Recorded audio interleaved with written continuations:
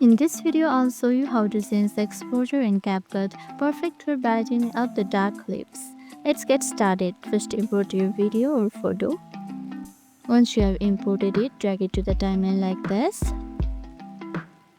Now click on the video clip you want to edit. It will be highlighted on the timeline. On the top right of the screen, you will see the editing panel. Under the video tab, look for the section labeled basic. Click on it.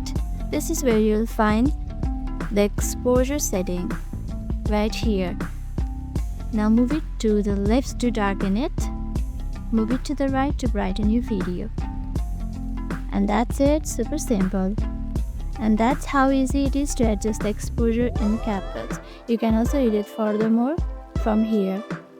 You can also add effects to it from here. You can do many more things from CapCut just like this. If this tutorial helped you out, hit that like button and subscribe for more editing tips. Thank you for watching.